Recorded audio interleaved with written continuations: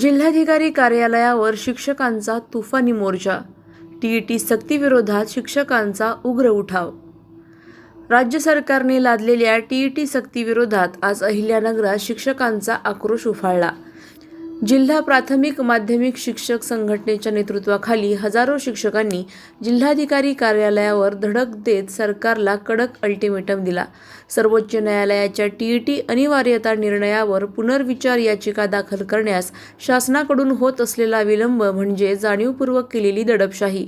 या उदासीनतेमुळे राज्यातील शिक्षकांचा रोष शिगेला पोहोचला असून शिक्षण विभागाने निकालाचा चुकीचा अर्थ काढून सुरू केलेल्या सर्व कारवाया तात्काळ थांबवाव्यात अशी मागणी करण्यात आली. यावेळी टीईटी सक्ती तात्काळ रद्द करा, नाहीतर राज्यभर शाळा बंदी असा इशारा देत शिक्षकांनी घोषणाबाजीने परिसर हादरवला.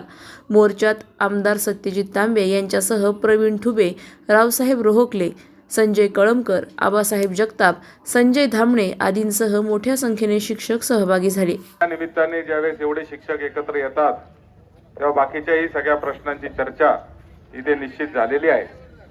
या सगळ्या प्रश्नांच्या बाबतीमध्ये मी व्यक्तिशः अत्यंत गंभीर आहे आणि आपल्यास आश्वासित करतो की सोमवारी चालू होणाऱ्या हिवाळी अधिवेशनामध्ये पहिल्याच दिवशी आम्ही हा प्रश्न राज्य शासनाचं लक्ष वेधण्याचं काम या प्रश्नाकडे करू.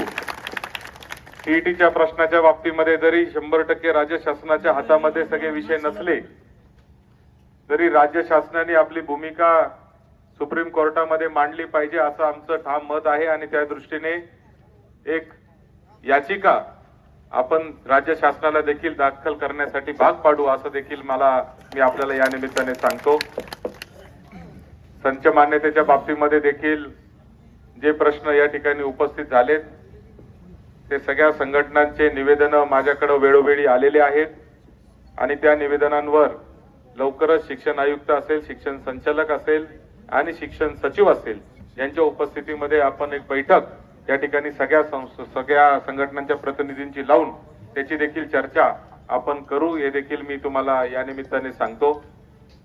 खरं आहे की हा प्रश्न अत्यंत गंभीर आहे आणि जिल्हा प्रशासनाला, जिल्हा परिषदेच्या प्रशासनाला देखील मी व्यक्तिशः भास्कर पाटलांना आता फोन लावला होता, त्यांचा फोन लागला नाही, परंतु सीओ साहेबांशी पण बोलेल आणि राज्यातल्या सगळ्या जिल्ह्याच्या ठिकाणी हे आंदोलन चाललेलं आहे.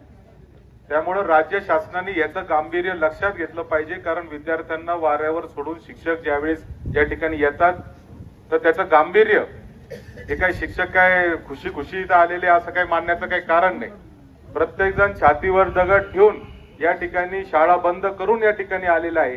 एक दिवसाचं वेतन रोखले गुरुजी हे महत्वाचं नाहीये.